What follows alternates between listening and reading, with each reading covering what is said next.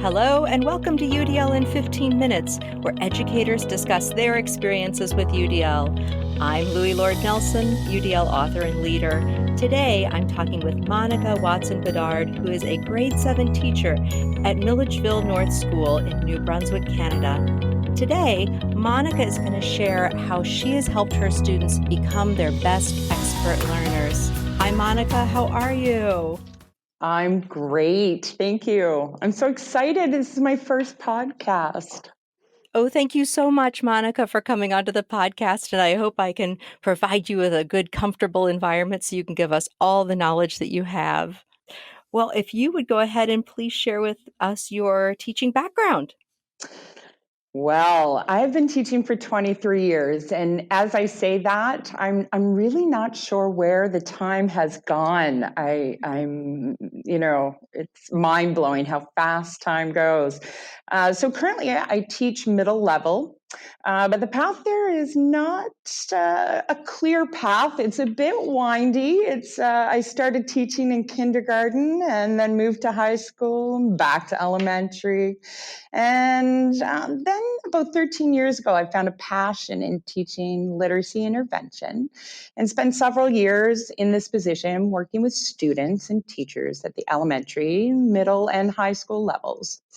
And during that time, I found a new love for a level I didn't think I would like at all, which was middle school. You know, they're unique and fascinating and challenging individuals. So currently, I work in a grade 3 to 8 school with both English and French immersion students. We have close to 500 students and through the 3 to 8 grades. We have a wide range of nationalities within our school, and approximately about 15% of them are English additional language learners, or EAL learners, as we refer to them.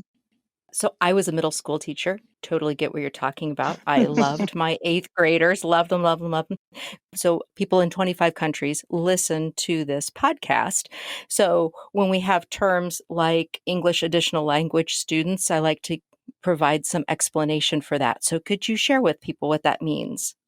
Sure. So those are students that come to Canada, or specifically St. John, New Brunswick, and who are learning English or may have some knowledge of the English language but need additional support. So students within that first year to second year qualify for supplemental teaching to help bridge the English language and cultures and different things like that. Okay, perfect. Back in 2017, you were part of a team that authored a research study that was published in a document and published by the University of New Brunswick and the Department of Education and Early Childhood Development. And it was called Universal Design for Learning Action Research. And your article and your team's article was Menus More Than Lunch, Options for Recruiting Interest and Increasing Engagement in Inclusive Education. Of course, that caught my attention. And so also for podcast listeners, that link to this collection can be found on the video montage that's posted in YouTube. So Monica, would you be willing to talk about what led up to that research in the first place and what you took away from it? Sure will. So in the spring of 2012, the Department of Education in New Brunswick put a call out to teachers across New Brunswick who'd be interested in a unique professional learning opportunity focused on UDL. The Department of Education also partnered with the University of New Brunswick to aid in that teacher research side of things. And it really was an interesting process to go through.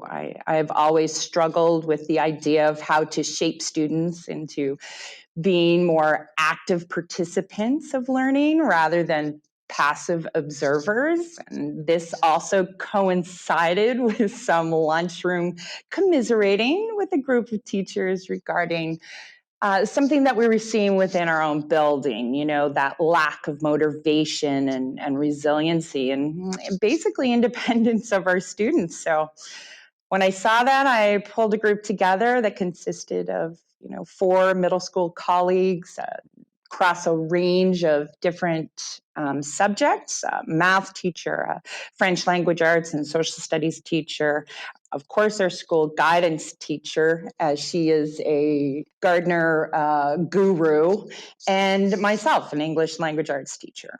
So proposal was born to see if we could increase engagement by allowing choice through multiple means of expression, which basically, of course, in that is the UDL term, but basically means that, students could choose a way to show their knowledge and understandings. So these menu board choices were based on the use of Gardner's multiple intelligences. Our guidance teacher helped facilitate students figuring out what their strengths were and where they lied.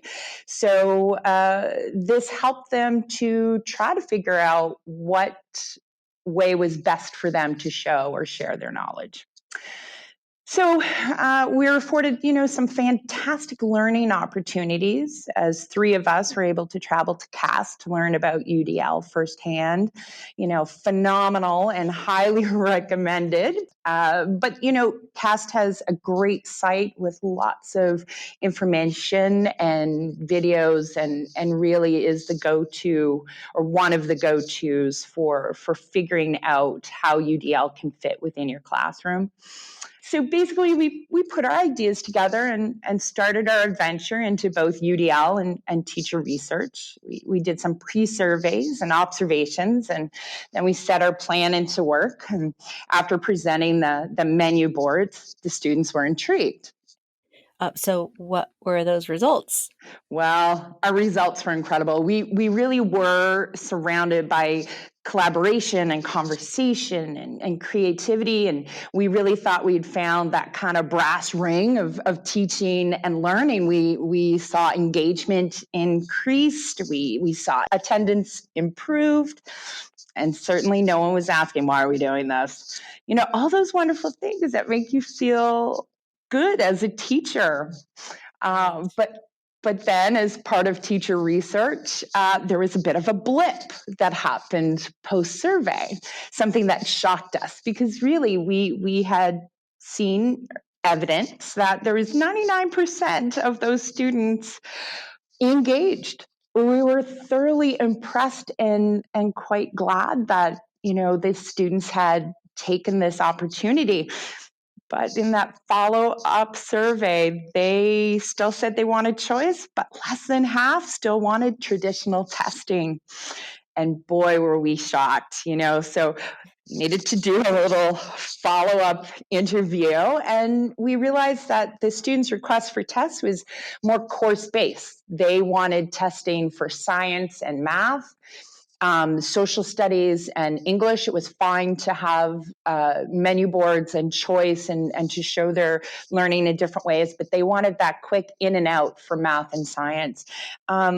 So that, was interesting. They thought it was a little more time consuming and required more effort. And sometimes they were struggling with the whole idea about thinking outside of the box. And really, it was about them being independent, I really think. So we wondered if these UDL ideas, if they were utilized in younger grades, and that became, students were more used to being in those situations, what would happen? Would the kids be more active and less passive? Or, we even started to question, can you imagine what students would be capable of if choice was the rule and not the exception? Oh, yeah. I mean, that's such a beautiful dream. And so we know it's a possibility, but what do you think has been the biggest impact UDL has had on you?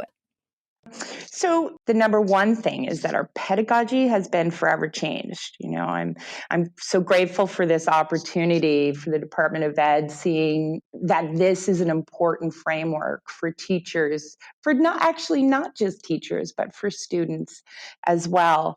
The greatest impact of UDL to my teaching is understanding that there is no one size fits all. Mm-hmm. You know, children's brains are unique, and the importance of multimodal instruction or reinforcement of ideas through poetry and song and visual text and supportive technology. It really truly is empowering for both teachers and students. I really can't say enough about that. So I love how you're expressing this and you're really pointing to the creation of expert learners. And so do you have maybe an example that narrows it down for people to talk about what you do within your own practice? Anytime I give vocabulary to help support students with reading content, we take time to draw an icon or symbol, to represent the terms pictorially, to help them anchor their learning. And some students don't always think in terms of words and how they connect, but are more visual, and that helps those students as well as tactile learners, because they have to draw a picture to represent that. So it's one of those multimodal strategies for sure. And I'll tell you, they are way more creative than I am. I have an idea of images that would go nicely with certain terms, and they always surprise me. But I think the best part is seeing them do it independently. It's just a little change, and that is UDL. Exactly. That's exactly what I'm thinking.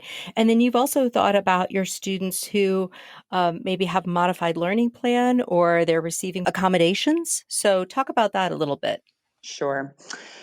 Well, I think the biggest impact of using the UDL framework is when the students are working, and if someone came into my classroom, you would not be able to tell who's being provided universal accommodations or who follows a modified learning plan. It is very inclusionary. It doesn't just remove the barriers to learning, but I think it does more than that. It really is a leveling agent. It allows for students who traditionally may not have found success within school. It really lets them or gives them the opportunity to shine.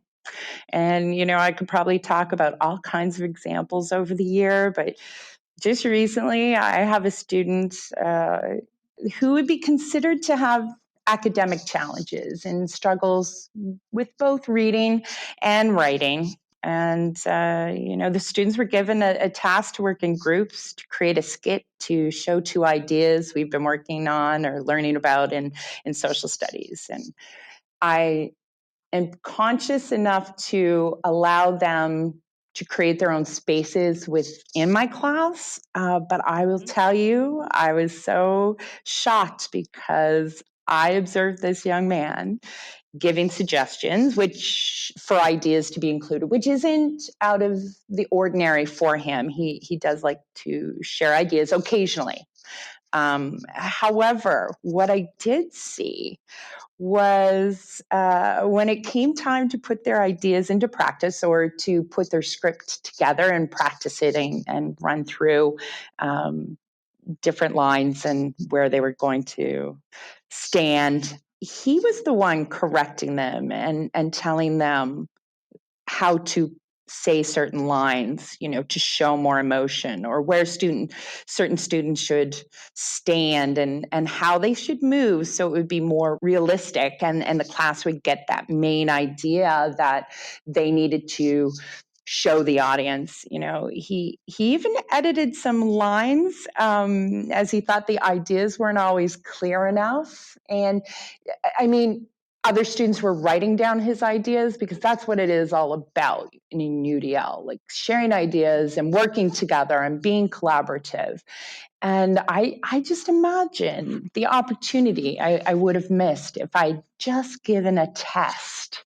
Yep. Yep. Oh, this is a beautiful way to bring this to a close because we have actually surpassed our 15 minutes. This has been a great example of how, when we're providing our students all of these different options, that you truly are taking them all on their own individual paths toward becoming expert learners, and they're choosing those options. So it's just brilliant, Monica. It's just brilliant. And I really thank you so much for taking the time on a snow day for you guys to come on in and to have this conversation with me and for all the podcast listeners for UDL in 15 minutes. So thank you so much. Thank you so much for letting me share. I certainly do not feel like I am an expert. However, I love sharing the positiveness of UDL. Perfect. Well, thank you again. So, for those who are listening to this podcast, you can find supplemental materials like an image montage with closed captioning, that montage with audio descriptions, a transcript, and an associated blog at my website, theudlapproach.com/media. And finally, if you have a story to share about UDL implementation for UDL in 15 minutes, you can contact me through theudlapproach.com. And thanks to everyone for your work in revolutionizing education through UDL and making it our goal to develop expert learners.